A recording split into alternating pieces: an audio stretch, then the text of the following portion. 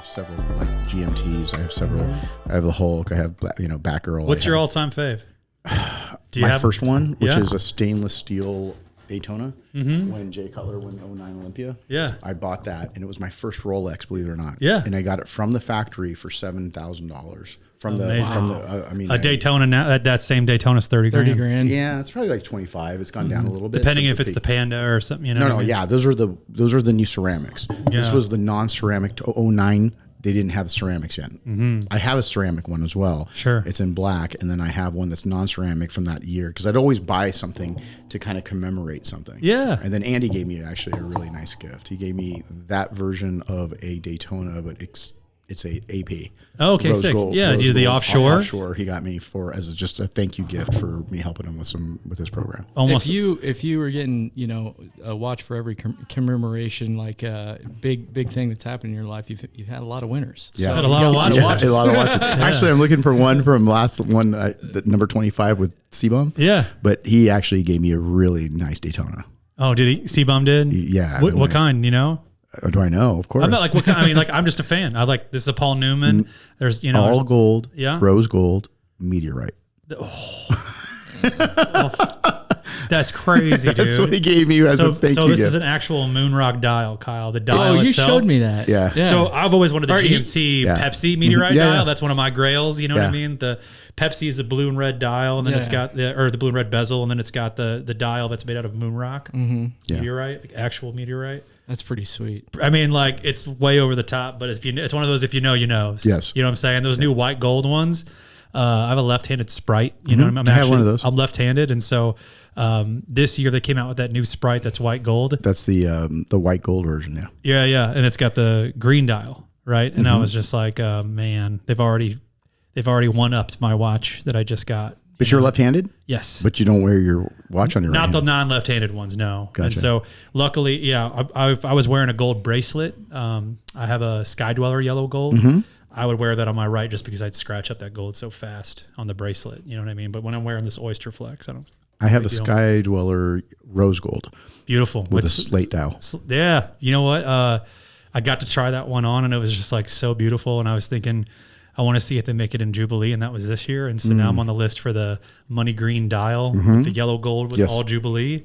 It's a statement watch. Yeah, that's really cool. I hope to get that one, but I'm on the list. They didn't have Jubilees when I got mine. That's brand new. I hadn't seen that until this year. The Jubilee bracelets on solid gold on a Sky Dweller.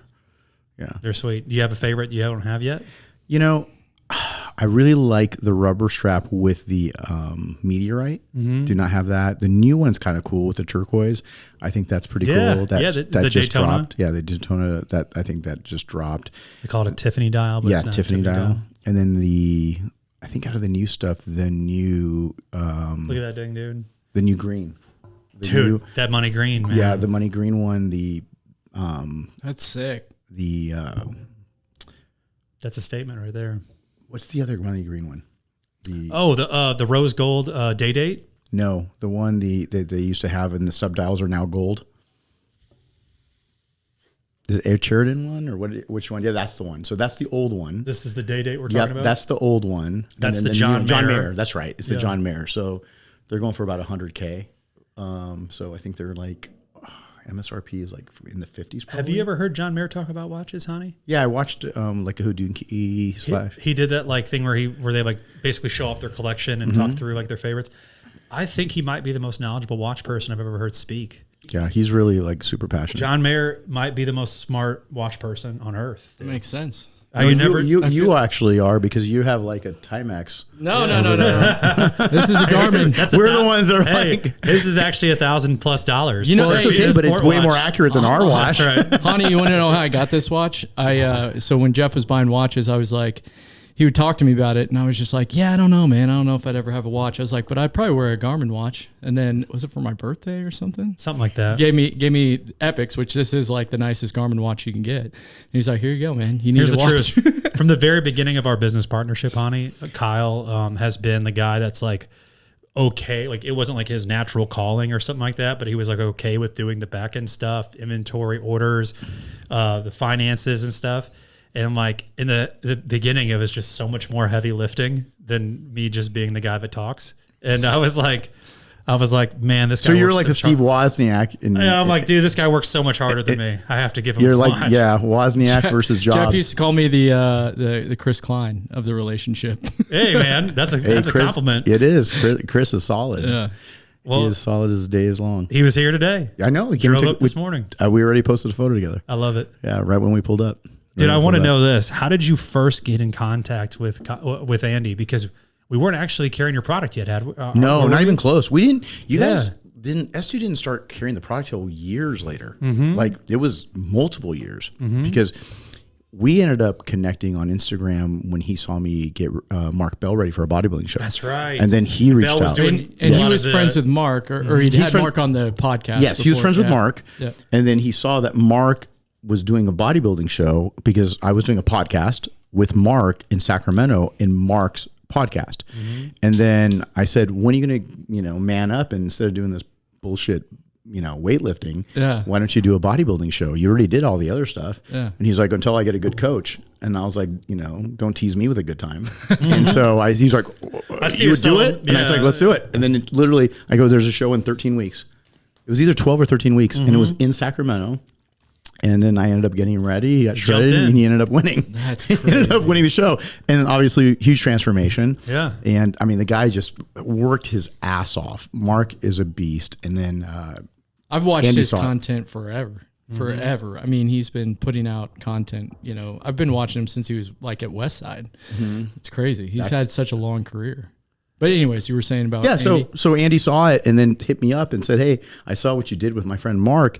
Dude, I'd love to, talk to you. And we ended up just talking and getting to know each other. And he's obviously into cars. He's into watches. He's into really, stuff. He's got some sick watches. Yeah. He's got amazing everything. I know him back when he barely had a car collection, right? And it was like, okay. And when I say okay, I mean way better than 99% of the population, but okay compared to like my other friends that are billionaires. Now he's like a Mount Rushmore car collection. Absolutely. He's got he's right up there. The Holy Trinity. He's got the Holy Trinity plus. And because I got a good friend named Ben Slauson. He's the vice president of Google, and he's got like 3 LaFerraris. That's a different level. Yeah. I mean, he's got triples at the LaFerrari just in case. Yeah. Well, he's got hardtop. He's got the Spider. Then he's got the FXXK, which is basically like the big FU car. Right? Yeah. It's and then it was. I've actually never seen. Let's look up FXXK, please, Luke. I've never seen that. Yeah. So I was like, I wonder what that stands for. Yeah. Basically, it's the ultimate. Yeah. FXX. That's it. Right oh my god, dude. Hey. We'll just look at the pic. But I mean, like, I've never seen a car like that. Yeah, it's the LaFerrari race edition. And then what they did was mid-cycle, so several years into racing it, when you are an owner of one of those, they don't actually give you the car. So Ferrari basically takes it and then allows you to circuit it with the rest of the FXXK or FXX program. So their cars are then shipped all over the world to the most famous racetracks, Laguna Seca. So if you see my buddy Ben's, his is yellow actually. But what happens is looks AI. Yeah. So if you go yellow, that's it. Number 15. So right there, the third one over to the right. Yep. That's Ben and Christine. So those are my friends. Oh my God. They actually just moved to Austin a year after I moved to Dallas. So Ben and Christine, Andy follows them too. But so they race. And he has an FXX car, which is from the previous generation of Ferrari that has, I believe it was the 599 platform. And then this is the LaFerrari platform. And then his wife drives this one. And then they make it into an Evo, which you spend like $300,000 or $400,000. There's a bunch of new software, more ground effects, more downforce. And the Ferrari owners all go out there and they just rip, and you spend a couple $100,000 a weekend, and they get you tires, brakes, and then they give you full race support, just like if you're flying, like driving on Formula One team. So you got a bunch of people. What an experience! And it's just sounds like old Formula One, like V12s are just ripping. Yeah. And so like headphones or earphones are a must. A million times over. And then they go all around the world. They do like Le Mans, and they do Spa, and then they do Laguna Seca in California. Then they'll do like Virginia Speedway, all the greatest tracks in the world, Daytona. Yeah. And then the Ferrari team just brings all of the owners' cars, and then they have a list of which owners are going to make it to what events, and then they basically crew your whole car. They do your brakes, your fluids, your whole 9 yards, and then you just arrive and drive. And that's what that program is. And those cars are anywhere from 5 to like 8 million each. And then yeah, there you go. So that's unreal. Yeah. So those are all different owners. So all those numbered cars are a different owner, and they could be somebody that literally just started learning how to track, all the way up to people that have done some race series. Tons of experience. Tons of experience. Yeah. The interesting thing about that is how many Ferraris do you have to own, and for how long to be able to even get considered to opt into that? So interesting question. In the past, it used to have to buy a bunch of different Ferraris. Now you have to be part of certain race programs and spend hundreds of thousands, if not millions of dollars to be able to now be on the list, because again, so many people buy cars now and they only make like 500 of those. They're made by hand. Yeah, they're made by hand, and they only have like 500 or 600 of them, or 399. Crazy. And some of them, Ben just showed me his new one, and I think they made like 50. And that's like 4 or 5 million with sticker. Those were like around 2 million, and now they're worth 4 or 5. Right as they drive off, they're worth right. that. It's wild because of the scarcity. Exactly. Now, exactly. I got a question for you, going back to Mark Bell. And you're the perfect guy to ask this to. What do you think about the sugar diet? Oh, dude, I don't even know where that came from. He went from keto to sugar to like. I actually thought he was like trolling. I thought it was April Fool's or something. I thought he was trolling, but he's serious. Like he eats basically sugar all day until after at night, right? Is that the? I don't even know, because I saw the post, and I thought the same thing you did. I thought he was trolling people, and then I'm like, I think he's half serious. Yeah. But he was the exact opposite for such a long time. A bazillion percent the other way, right? Way to keep it fresh. Yes. He was just like, carbs will kill you. Carbs are bad. Carbs are inflammation. And then all of a sudden, it's like the Candyman can. Yeah. And so he was just like sugar, more sugar. And you think eventually he's going to just land on moderation on all macros? I don't know. I just think that the pendulum swings so far the other way. And I think a bit of it is shock factor with Mark. Sure. Yeah. But I think our industry is completely different. And going back to the whole Andy thing, the more I got to know Andy, the more we were like, we jive, right? I mean, there's so many similarities with the things that happened when we grew up, and having a lot of people doubt us. And I think that's what how to deal with success and how to create success from people who don't believe in you. Totally. Right. And utilizing that as fuel instead of actually being just completely just dumped folding. over. Yeah, exactly. So that chip on your shoulder becomes a giant block that you stand on, and then you raise yourself over the next wall so that you can be able to go against adversity. And I think that we had the ultimate generation of knowing how to cope. The generation in the last 20, 30 years is having a really, really tough time, because soft times create soft people. And that has been something that I feel like when I was in California, it was a number one thing that one of the reasons why we moved to Dallas was because it was such a inherent problem, because everybody in California that went through a lot of shit to eventually buy a home, to buy stability and all those things, gave a home to their kids, paid their rent, paid their car note, even though it's a BMW. Yeah, they've not dealt with any kind of adversity. Not only have they done that, they've created a handicap for their kids. Right. And it becomes a situation where you literally cannot untie that knot. Once that knot is built, you cannot untie it. How much do you think, Hany, that social media has played a role in this? Because I caution this only because it was up until I was 18 years old, 17 specifically, is when Facebook became okay for me to use. Like, Facebook wasn't allowed for high school students until I was 17 years old. So my entire adult life, I've been able to compare myself every minute of every day to people my age and see exactly where I track with them, versus waiting for a high school reunion or waiting for what have you been up to when I see you at the grocery store randomly. You see what I'm saying? Yeah. And so it's like, I think that thirst or that short-term gratification is being shoved down their throat all the time just from turning on their phone. And I just feel like if you were in Andy or yours generation, maybe you didn't have that level of pressure. Andy didn't even get a Facebook till he was 30. And it's like you had your entire 20s to just like be okay with figuring it out at your own pace. But I feel like the guys that work for us, we only manage 18 to 24-year-olds, right? Like, for the most part. And they find it so difficult. Like the pressure, just the knob turns up so loud when they hit 23, 24 of like, I need to be making more money. I need to be further in life. I see all my friends and they're all traveling all the time. And it's just like, hey guys, turn off your phone. Don't look at it. I promise you're going to be okay. Like life's going to be okay. Things are going the way you want them to go. It just takes time. It takes grit. It takes adversity. You're going to have to persevere a little bit. You know what I mean?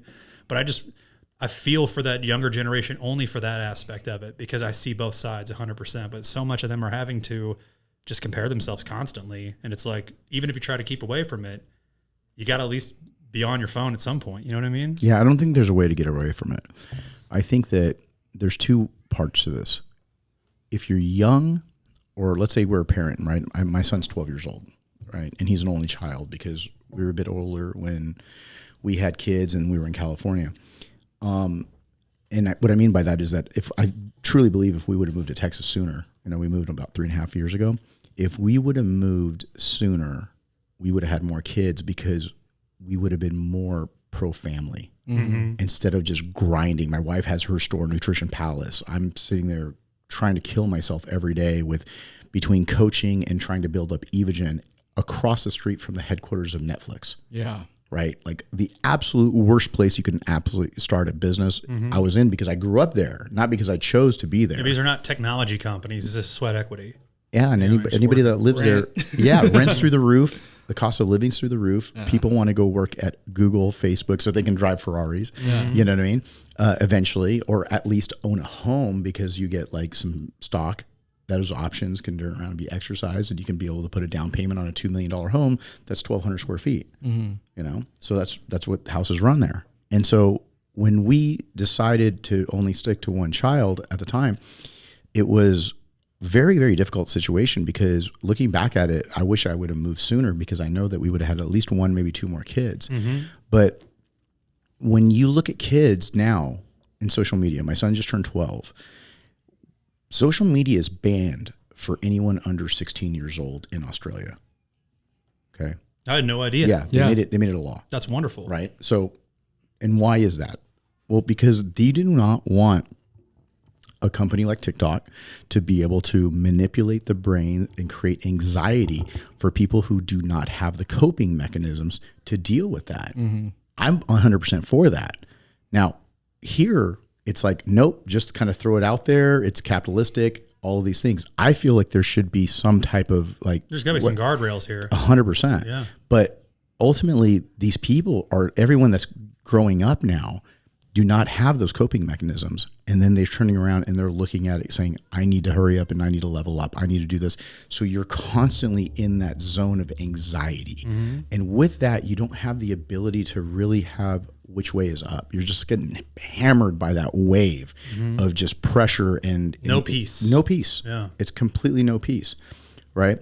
And when you look at it, the younger generation is dealing with that. And this is one of the reasons why I don't give my son social media. And we talked about it this week about creating an account for him because he's doing some stuff with Young LA with me this week. Sure. And there's a Tom and Jerry launch. And so they're going to send me some Tom and Jerry for him. And so again, he wears a small in Young LA and I wear an XL.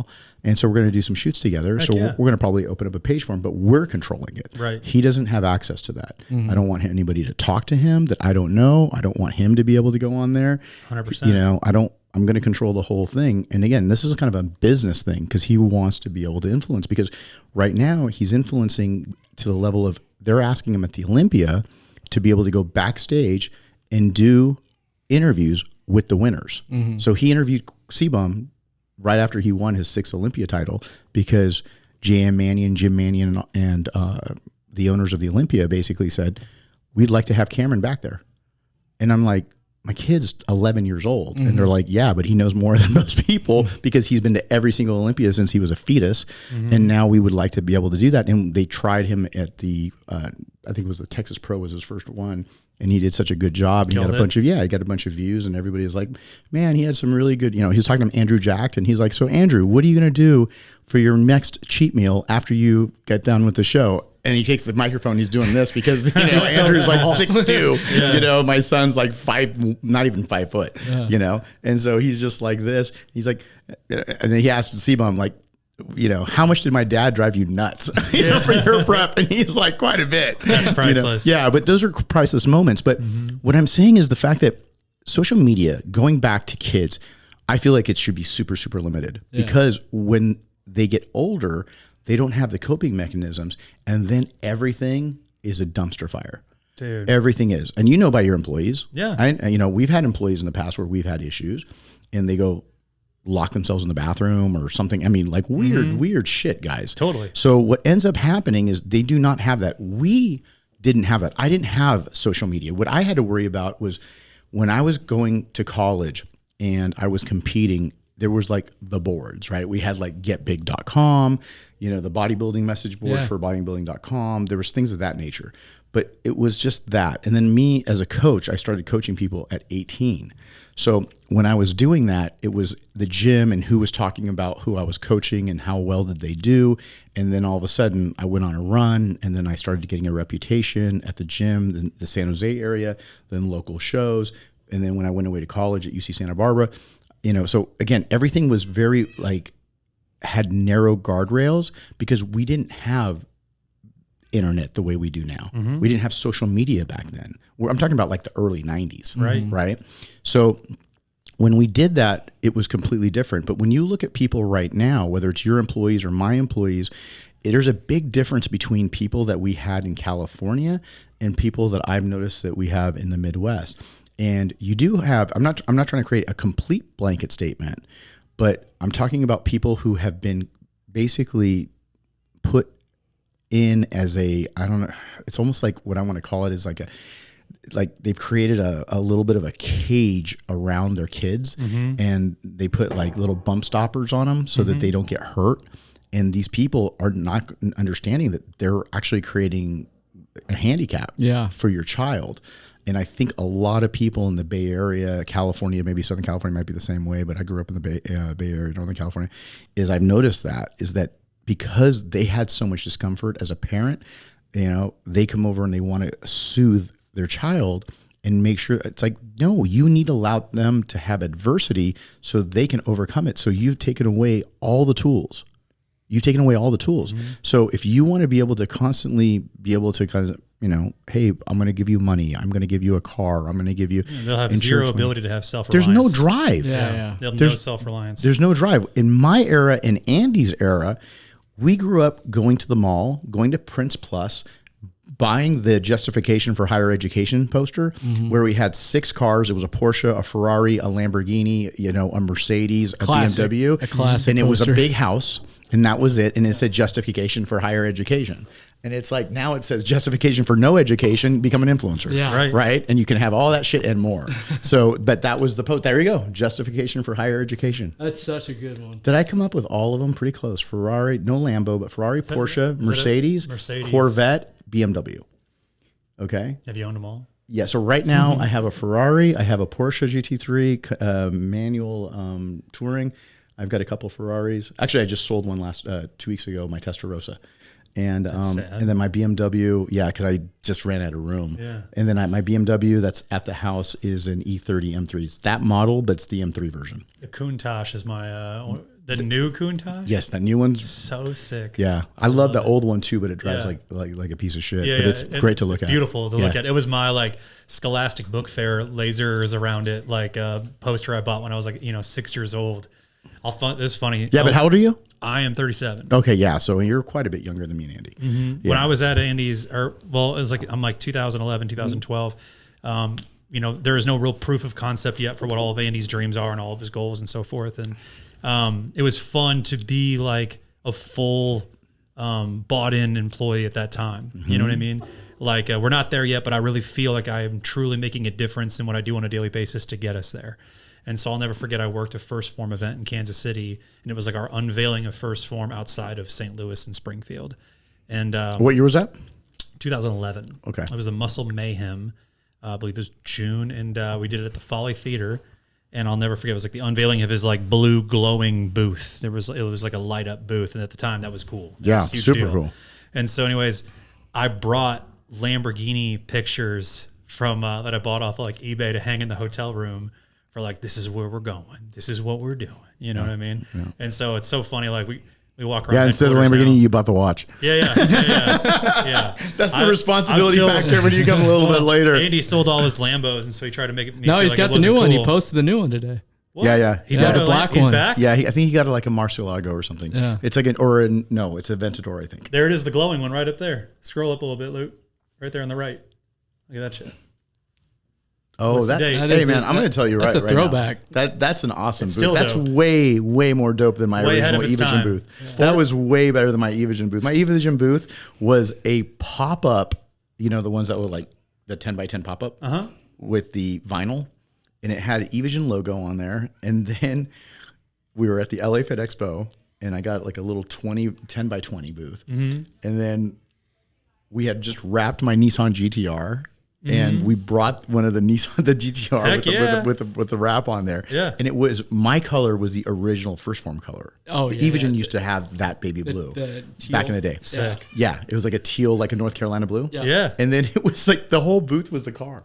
Yeah. So people were like, and they were looking at me like, Are you guys nuts." selling cars? Yeah, Or- exactly. We're yeah. selling a car. I'm like, yeah, you could possibly get a giveaway, Yeah. and then, but we didn't say it was a car. It was like free like packets of samples. Yeah, you're like, no, But they're protein. like, yeah, exactly. Bro. Honestly, by the time that I was done with that booth, I had set it up like 20 times. And by the time it was done, I was like, guys, retire this thing. It was heaviest, It was most such awkward. a pain in the ass to put together. It came in crates that looked like they should have been like carrying raptors from It Jurassic was Park. such a pain. You know what I'm saying? Like Yeah. the wooden ones that have like the giant stamps on the outside. Like it looks like the Tasmanian devil is in there. That's hilarious. Oh man, You should look it up. See if you can find the Evogen LA Fit Expo Evogen booth.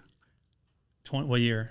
Dude, I think that might have been 2012, 13. Let's see. Yeah. Let's see what it comes up. Because I started Evogen in 2008, and then we started doing the Southern California shows about 4 or 5 years later, and that's kind of like Nice. one of the first ones. Hit we images, did. dog.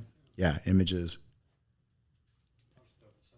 Congrats, bro. You're coming up on 20 years of Evogen. Yeah, 18 years. We're going to be adults at the end of this That's year. crazy, man. God, look at all the booths. Let me see. LA Fit Expo.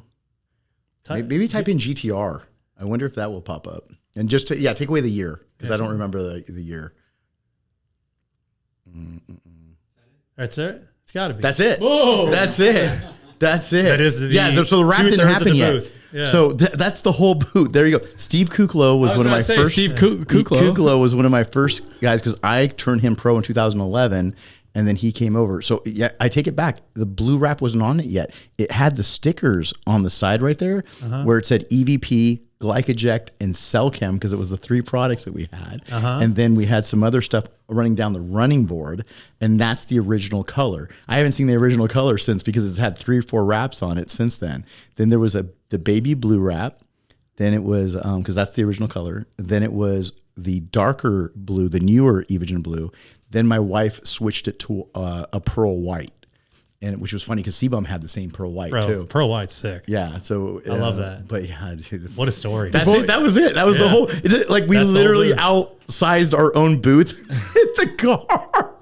Well, hey, listen. If you're what humble, year was that? Does it show 2013? You does it said. say 13? I don't know. Well, I mean, dude, your humble beginnings as a GTR parked at your booth. I think we should all be excited. well, you got to about it, remember, you know? 90% of my time was coaching. Yeah. Right. Yeah. So forever, Nick, who's been with me now 14 years, right, who's my VP of Ops, he came on when I still had it in my house because Evogen was always a solution for my athletes. It was never supposed to be as big as it is now. Yeah. It was only like, okay, we started with a $70 non-stem pre-workout that I believed in because what I wanted to do is I wanted to be able to be about vasodilation, not constriction. Number 1 product back then, 2008. No explode. Nope. It was right after NO Explode because I was Jack consulting for 3D? them. That's right. Jacked. So 1,3-dimethyl. And what does that do? Vasoconstrictor. That's right. Kills every boner in sight. Yeah, I was Sorry. about to Exactly. So if it's I didn't killing your wanna say boner, it. it's killing your gains. Kills all your gains. Right? So either DMAE or any derivative or super high amounts over 400 or 500 milligrams of caffeine is going to constrict. My whole training system, FST7, was about blood flow, 3D muscles.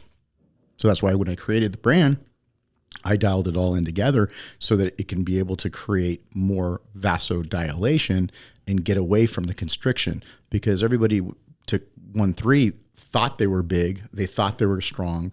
It's like tequila. You may think you're taller, you're richer, and you're an MMA fighter, and you're better looking. And then you wake up in the morning and you go, shit, I'm none of those. You know? Yeah. And that's exactly how it was after tequila overload. Same thing with DMAA. Yeah. You just think that you're bigger and stronger and everything else. And then you just go, oh my God, my arms are still 12 inches. I got to transition this conversation to the most interesting I've been waiting to have this conversation with you, dude. Because the last time we sat down, we were talking through the Olympia, training CBum, training Lunsford, and there was no talk where it was like, hey, are you thinking about hanging it up? Whatever. Like, it wasn't something we talked about at all. So it came as a shock to me when I saw that you were calling it after that Olympia. Yeah. And I want to know just what went into that decision. How difficult was a decision for you to make? And we'll go from there. It wasn't as difficult as I thought it was going to be.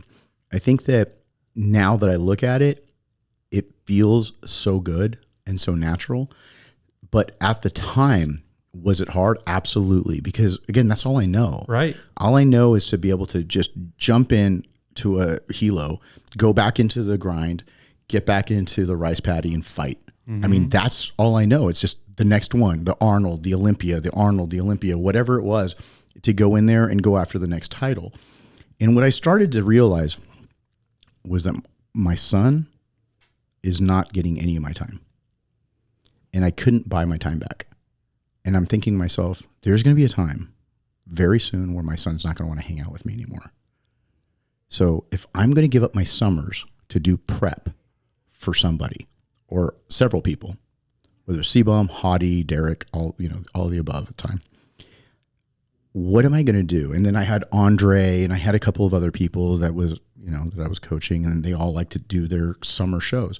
I lose my summer because I'm just a slave to my phone, right? I've already got Evogen. We're growing. It's not like I need this for money. I don't even get paid. When they're my athletes, it's part of the contract that I do it for them for free. People think I get a percentage of their pay. I don't. They make $500,000, $400,000, or now $750,000 will be the Arnold.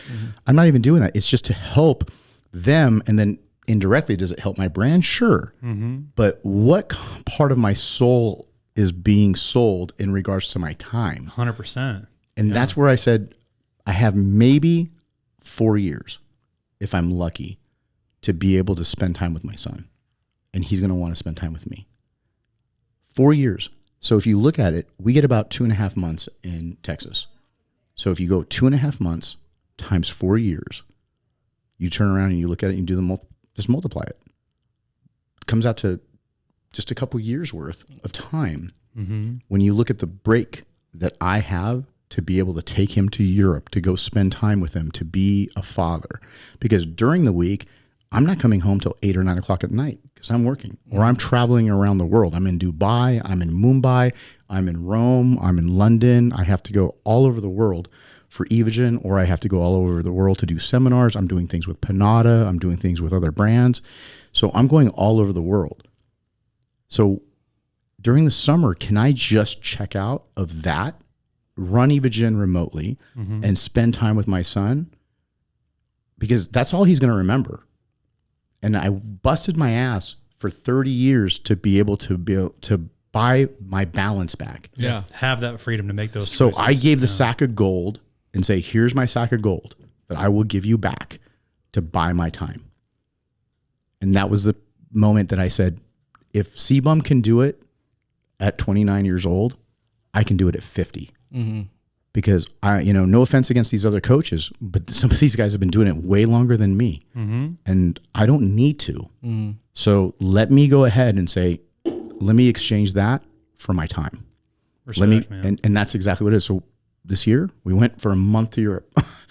We were in Europe for a month, and we got to do some really cool shit. Before I was going to ask you about that real quick, and I want to ask this: was there any thought of, if you didn't go out on top with them winning the Olympia, all these athletes came out awesome. You know what I'm saying? They all had desirable outcomes. Would that have changed your decision at all? Yeah, because I think it would have, because I think if, let's say they took second and third, my open guys took second and third. So Hadi took second to Samson, controversial. A lot of people thought Hadi could have won. Derek dropped from winning to third place. and was off compared to what he should have been if he was dialed in. So that we had definitely about 15% difference in like where he could have been and should have been. Now, for me, if they would have won, I would have said, okay, I got to keep this thing rolling, right? Yeah. I already went through the Arnold prep the prior year with Hadi, and then Hadi, after losing the Olympia and Derek winning, we ended up doing the 2 Arnold shows, and Hadi won both of them, right? And it was traveling to the UK, getting his visa again, doing all of that. He stays with us. My wife cooks for him. It's just, dude, it's 100% immersive, right? It's like, like it becomes the life. All hands on deck. Everything is just like, even my own staff knows, dude. Every controllable is being controlled. Yeah, but my staff just knows, like, dude, leave Hany alone. He's in prep world, right? He has to go do things. And a lot of the company at that point goes on cruise control, and product development stops. Me doing any like initiative stop. The content is revolving around getting ready for shows, but everything else stops. So you end up going, okay, is that really also good for the company? Not really, right?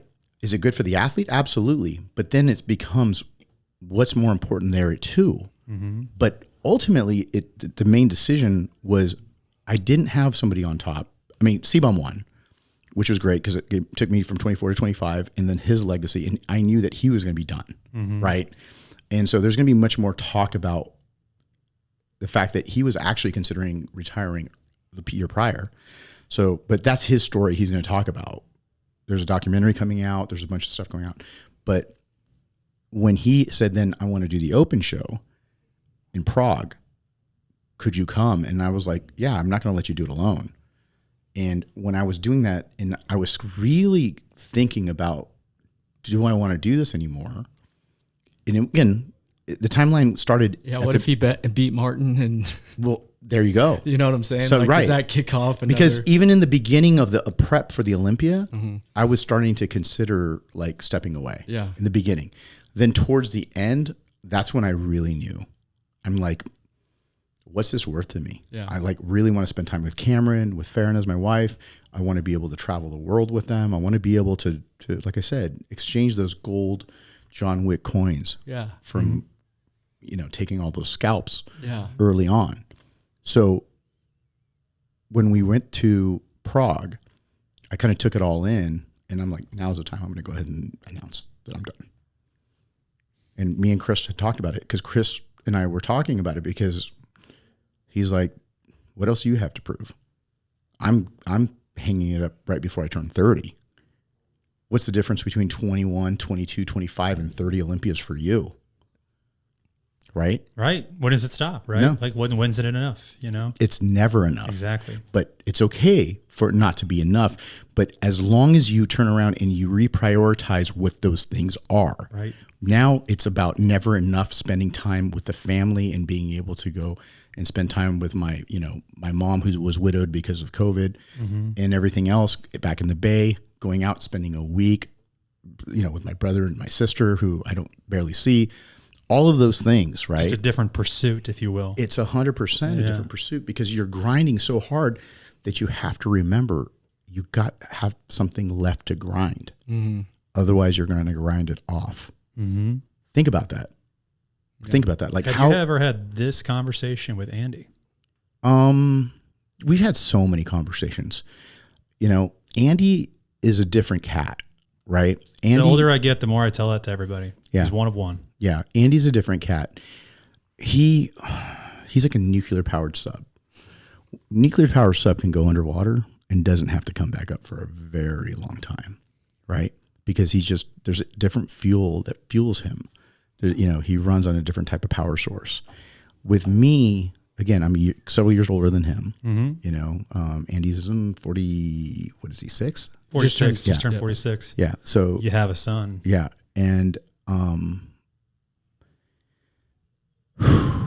I think that's the other thing, right? When you have a child, it's a bit different too. He has a lot of kids. It's called his company. Totally. Right. And those beautiful dogs. And then the no ducks. Doubt. And now the ducks. And now the ducks. And Emily is just an amazing woman, and I think she's awesome. And again, you're never going to find a man who does it alone. Any successful man has a great woman. You picked a great one. You know, We all picked great ones. Are you, in this conversation, me and Jeff, when this is not comparing your situation to ours, because yours is a different level, obviously, than what I'm about to say. But when me and Jeff realized, okay, it's time for us to spend the majority of our time working on the business instead of in the business. At the time, we were taking 150 transactions a week, and we stepped away from doing that and we focused on something else. And I remember being kind of depressed when it happened, because I got so used to the work. I become addicted to the work, essentially. Yes. I mean, your purpose meter is so through the roof when you have an energy exchange every day, right? And so when you're watching, your child, or when you're taking time with your wife, it's like you can enjoy it, but there's that piece of you, that meter, that just isn't getting filled the same way. Yeah, it's like you're competitive. It's just kind of a different thing. Anyways, my question to you was, are you worried about that? Are you worried about missing the adrenaline dump that the highest level of competition brings you? Absolutely. Because it's not like you don't have anything to prove. That's true. But there's also the aspect of like the thrill of it. There's a couple things, right? The number one thing is, even as a top level coach, you're trying to also stay relevant, right? Because your whole persona revolves around creating champions. And so you want to be able to do that when, I don't care if it's Chris, I don't care if it's Michael Jordan, I don't care if it's Phil Heath, Jay Cutler, all these champions go through one thing, and that's the emptiness. There's a void that you have to figure out how you're going to fill from being a champion, right? Ronnie Coleman, I mean, he's coming back to trying to, his health, he's sick.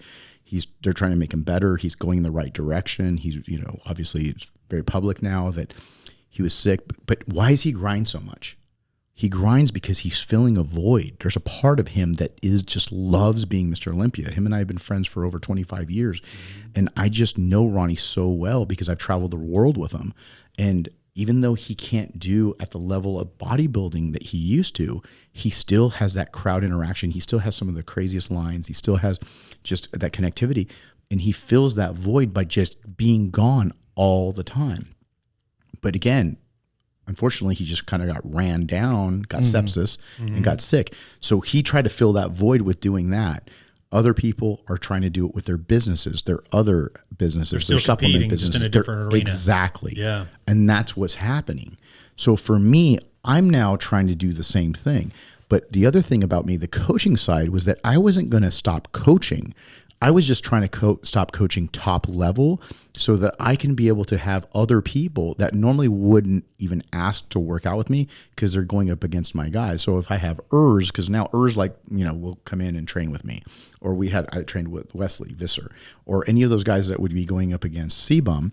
Now they're like, hey, can we do a workout together? I'd love to do my legs with you because I got to work on my legs. Absolutely. So now I get to sneak it in with you. Be like, hey, I get to do that for the 1 to 2 hours that I didn't in the past. So, but I get to leave it at the door. Yeah. I don't have to be up at 4 a.m. and start looking at check-in pictures every day. Yeah. That's a huge difference. So the trainer part of me still gets to be a trainer, but the coach part of me that obsesses about every single thing that person would eat, inhale, do, and did you rest? Did you do your therapy? Did you do this? Because again, that's why I only work with a handful of people, because I have to I'm a control freak. I wanted to try to work on every aspect of everything, from the posing to the nutrition to the supplementation to everything. I needed to make sure that everything was on point, because every 0.25% adds up. And that can be the difference between 1st and 5th at the Olympia. So now it could just be like, hey, I got a 19-year-old kid I just started training, Julian, right? And he turns around and people are like, dude, that guy looks like Ronnie Coleman. And he's 5'11", 200 pounds. Julian Fitzgerald, if you want to pull his picture up. And everyone's like, dude, is that guy really natural? And I'm like, yeah, dude, he's like you take a mix of Ronnie and Phil Heath, it's like 2.0, and he's 19 years old, he's natural. And he's one of our Evogen athletes. and he lives 10 minutes from the headquarters. That kid. Jesus, dude. He's just turned 19 2 weeks ago. Okay. He's got the look. Yeah. His arms look like. That's why you say he looks like Ronnie. Is look at the peaks of his biceps. Exactly. That's the part of the Ronnie. Now that's unbelievable, dude. Yeah. So he just turned 19, and he's going to be a sophomore in college. Comes from a great family. He lives literally 10 minutes from our HQ. What on earth, dude? He's 5'11". He's 200 pounds. I mean, and he is just learning how to work out. And we took those pictures in the gym like a week ago. He doesn't play football? No, he used to in high school. Yeah. But now that's Greg it. Doucette, 1 in 10 million. Yep. That's a great comment. Yep. And Greg Doucette did blood work with on him and to see if he was natural, and he's natty. So did Jeff Nippard. So look at that, dude. So that is the craziest thing I've ever seen. So I mean, Larry Wheels has been running a lot of gear for a very long time. That's right. And this kid just turned 19. He would beat him in a show, I think, probably. There you go. And he doesn't even know how to pose. You see how his hands are facing forward? He's not. But then he wasn't flaring his lats very well. No. His triceps just as crazy. Yeah. His arms remind me of Ronnie. His chest and back remind me of Phil. And again, he's got to build up his legs, but he's 5'11", and he's 200 pounds. And so these are projects that I want to go back to because I want to work with these younger kids. He's obviously super gifted. Essentially, not to try to surmise this, but we're now in it for the love of the game. That's right. That's right. You get to work on your terms. That's right. On your time. And you get to have fun. That's right. I love that, man. I love that for you, dude. So going into this year's Olympia, the big talk, obviously, Derek, Nick. It's gonna be a tough one. Well, you got to remember, Hadi's still around too, and Hadi. Yeah, but and Samson. Did I see Hadi was having some issues with getting back into America? Yeah, but that's where I still work. Nice. So obviously, I'm still. Yeah, I've been helping him get in with the team with Nick Irby. I also saw that Big Rami. Yeah. He's saying that he might come back. Is he going to do the Olympia? He looks like he might. He said something about he's not done. I mean, Nick Walker hasn't won the Olympia, but that's 3. And then Samson, that's 4. Wow. So it's going to be a fun year. It's going to be a crazy year. Yeah. Right. So. But I said Nick and Derek because obviously that was a lot of controversy around the Arnold. Yeah. Who'd you got? Well, not the Arnold. That was the Pittsburgh. Or Pittsburgh. You're right. Yeah. Sorry. Who'd you have winning? I like Derek's shape so much more that I'm always probably on Derek's side. But I think Nick was shredded. Yeah. He was shredded. It 100%. was, and it was like one of those things where Derek's physique to me is so much more pleasing to the eye that he could be less shredded, and I would still have him winning, in my opinion. But a lot of people in the comments were like, "You had to be there. You had to be there." Nick was really shredded, like on a different level. So I don't know. What's your opinion? I think the same thing. I think that Derek's physique, in terms of his ebb and flow, is what took him, and that's why the judges won. But I think that any given Sunday, it could have gone the other way. Watching that, I was like, I wouldn't feel bad if either one of these guys won. I wouldn't feel like, oh, that guy got robbed or anything. Like the people that were like, Nick got robbed. I'm like, no one got robbed. No, it's just emotional, right? I'm like, his fans feel like they got robbed. Yeah. Right. They're we got robbed. He is like kind of. He's got that like underdog thing going to him, where he's like he's coming back. Green of 10 years ago. I feel like everybody that was a Kai fan, everybody he's a stud. Everybody thought he was getting robbed. It's like no, it was honestly never even that close. I mean, the truth though is it was never even that close. Yeah, that was a Generation Iron thing. Yeah, with that lineup though, I could see him not even placing top 5. And I might get crucified for that, but that's possible. It just depends. It just depends on kind of what they're going for. If they're going for conditioning and freaky look, then he checks that box. Yeah. If they're going for an aesthetic look, it's just a different criteria. Yeah. So that's why I'm saying, like, even last year when they picked Samson, it was like, he wasn't anywhere close to the conditioning, but because he's taller and more just massive. Yeah. And they're like, oh, he has a very good flow to his physique. Yeah. That's why they went with that, that look. But it's going to be interesting, like I said. And then, but Hadi, just an update on him. He is, we're working on getting his visa. Obviously, it's not easy when there's war in the Middle East. Yeah, and, I was about to say, what a nightmare. That whole thing, just absolute. I mean, and then on top of that, next year, 2026, the Iranian national team is supposed to come to the United States for the World Cup. I don't know what they're going to do about that. Like, how's that? You know, so are they going to let everybody in? Yeah. But yeah, so we're working on that. And has he thought about just trying to move here? No, because he is just his network, his family, his business, everything there is really, really dialed in. Yeah. Mm-hmm. So, you know, and he's away from the capital. Tough to start over. And it's tough to start over. And, you know, he's treated like a king there. Oh, the guy's yeah. like mainstream celebrity. Yeah. He's on television. Yeah. He's, you know, I mean, they got 9-foot statues of him. Wild. Yeah. Sweet. Yeah, he's like the pride of the country. Exactly. Yeah. He shows up. I mean, Ronnie Coleman won 8 Mr. Olympias and he didn't show up to anybody at the airport. Yeah. This guy takes third and there's like 3,000 people show up at the airport and they're throwing him on his shoulders like he just won like, you know, World War III. Yeah, put that up. Put that up. The actual statue. There's the statue. Unreal. The Persian wolf, my friend. That's it. The Persian wolf that's right in front of his gym. That's so Yeah, sick. they built that. So the artist, Man, if he comes in diced, I mean, he's dangerous. hard to beat. Absolutely. But the artist who made that actually made me a bust. Did they really? Yes. How cool. And it was super cool. And he's like, I apologize for the fact that you didn't get the statue, but I couldn't ship the statue to America because I couldn't. So Hadi brought it during the last prep and it was in a suitcase and he brought it and it was wrapped in, what do you call it? Bubble wrap. Mm-hmm. So I have it in my office and it's from the shoulders up and it's just this amazing job that they did off of pictures and he built this bust. I mean, like there's some statues like of some famous sports people where it's just like, it looks nothing like them or it's just like a Yeah, wasn't one of the soccer their body guys shape. that do that? Was it Beckham or somebody? The most famous one is look at the Stan Musial statue in front of Busch Stadium. It's like infamous in the St. Louis area. This is the greatest Cardinal to ever live. And he looks ridiculous. Really? It's the worst statue. It should be redone 1,000,000 times over. Look, no, none of these, dude. The Musial, it's down one. There was a big one that Down just happened. Over, yep, there it is. Look at this. Look at that guy's shape. Like he was a skinny guy, but his upper body is just a different person than the lower body. He looks nothing like that. So, anyway, all I was gonna get at was like the statue that they made of him. They've come a long way because that was incredible. Yeah, the guy that just did it was an absolute amazing artist. I want to get into a couple of fan questions. Sure. One of my favorites. You were getting in a little bit with this earlier, but if you were to build the perfect Mr. Olympia, your perfect Mr. Olympia, who would be your pick for each muscle group? That's tough. That is so tough. Such a good question. You know, I think arm wise, it would have to be like Phil, you know, Phil's Ronnie. triceps. Yeah, Phil's triceps. Ronnie had really good biceps. Yeah. Phil's triceps were in forearms all the way. But if I had to pick an arm, I'd probably pick Phil's because he had such crazy forearms. And then the insertions were so high into the bicep brachialis. That was crazy. I think shoulder-wise, God, who had good shoulders?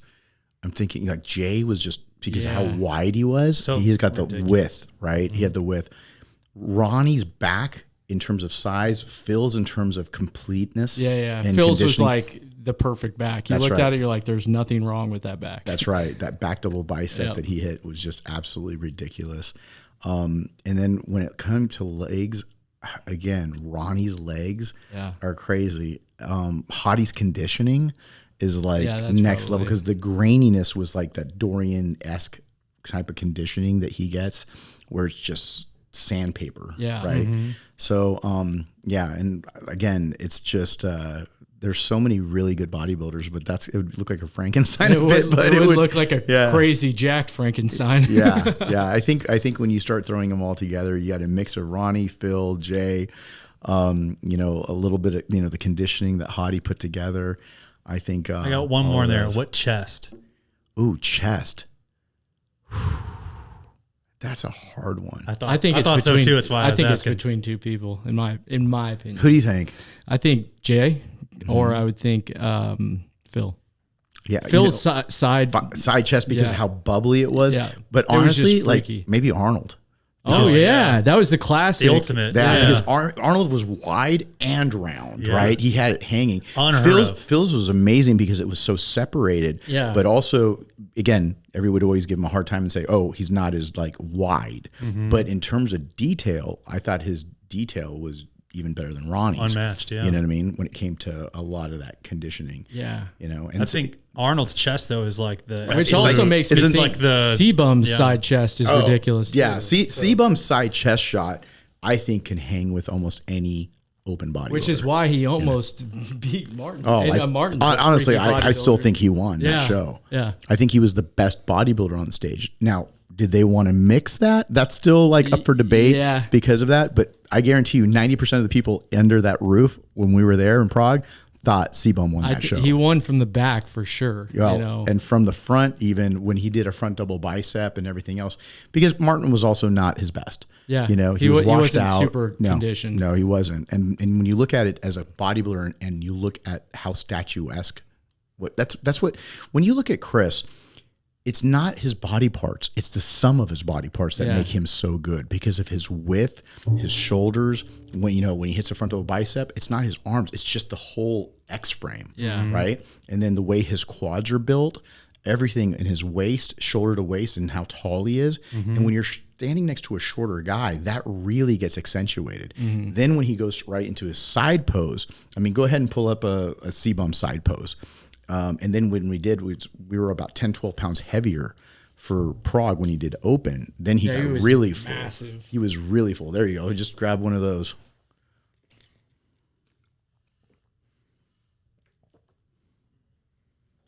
Yeah, I mean, this middle one down here. Also, can we it's just actually like clear picture. Which you can't really see it in this picture, but like, dude, yeah, the top right. I'm sorry, the top left. The very far, like that one. That's ridiculous. Go. So that was backstage. Look at his quad hamstring. Like, my God.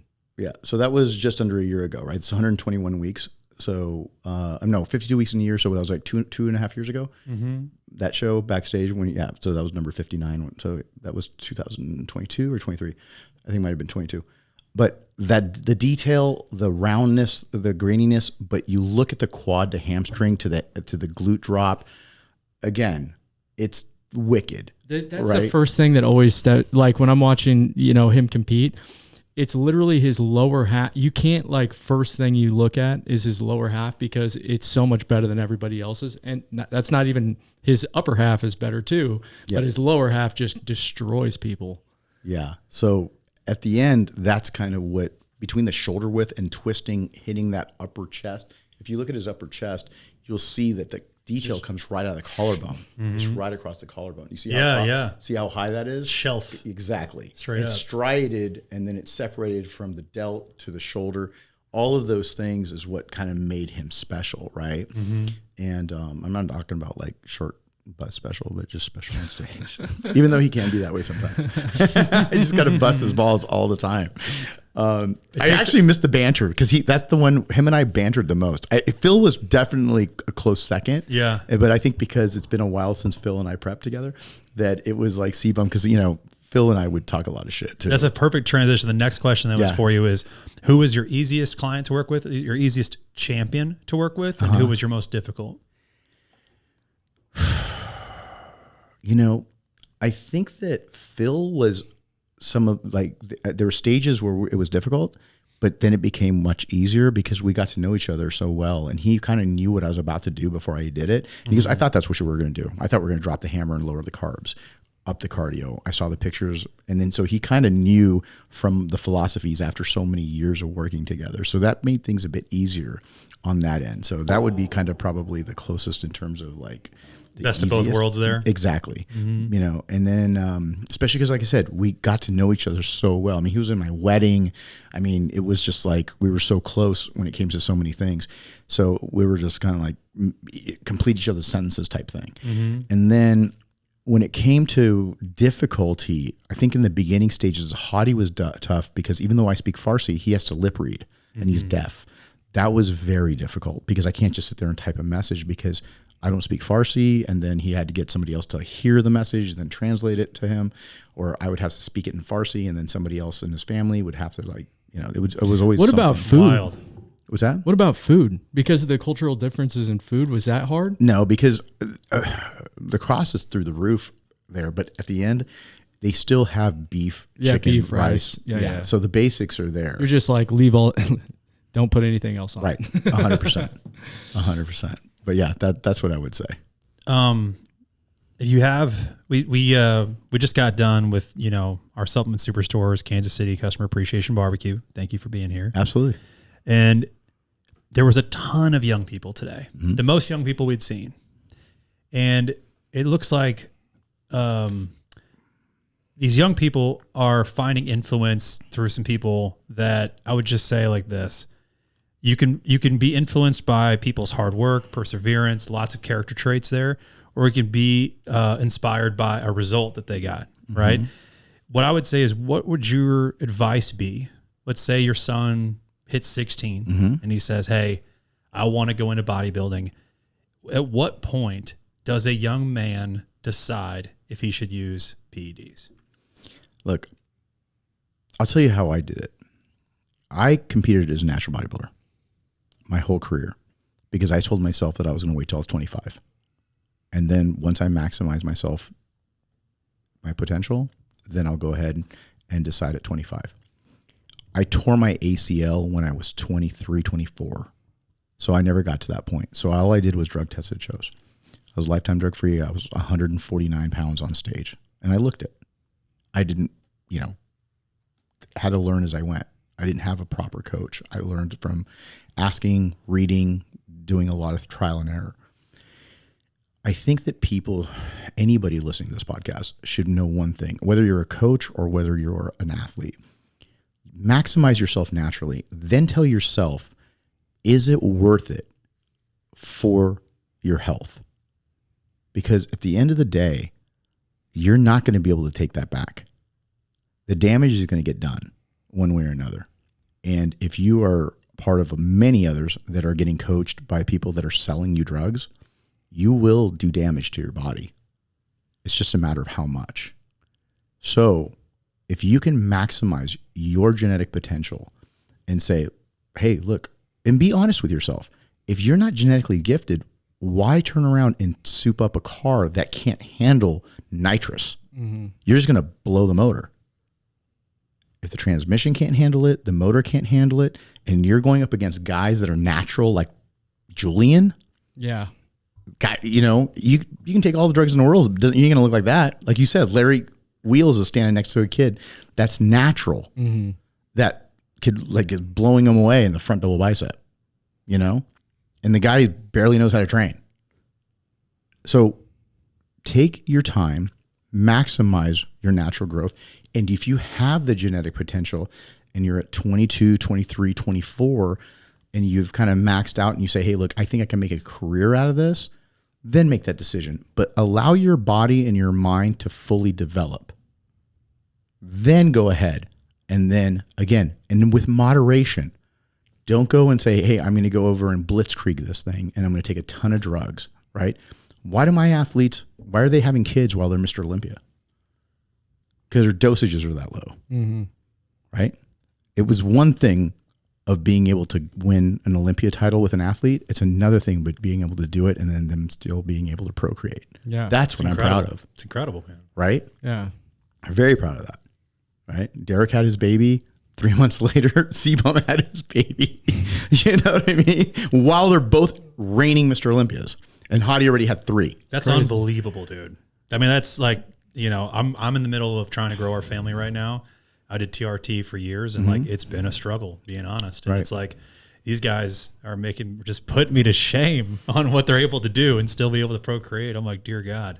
Well, and that's because what I did was try to make sure that whenever we turn around and be able to dip our pen into that ink, your key is to try to make sure you stay as healthy as possible.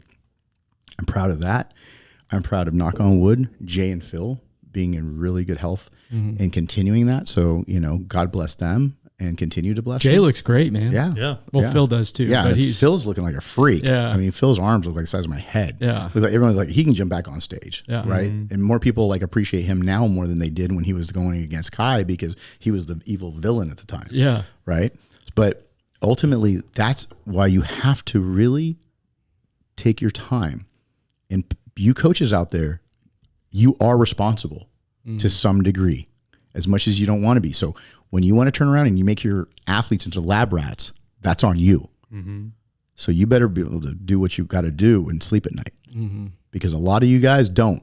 And there's a lot of people very unscrupulous are just trying to load their guys up, and it just ends up becoming chemical warfare. And that's not the right way to do it. So again, learn your nutrition, learn the training, maximize the natural supplements out there that are working, and then be able to use the lowest amount of gear possible to get the maximum result. That's what it's all about. Yeah, that's such wonderful advice. I hope anybody that's listening truly takes that to heart, because you can't get better advice than that when it comes to this. That's how you do it. And that's what it's about. It's not just about getting there. It's about how you get there. Yeah. And then what you're going to do after. Right? Man, Hany, we love you, dude. We're so happy that you came. Thank you for coming back on, man.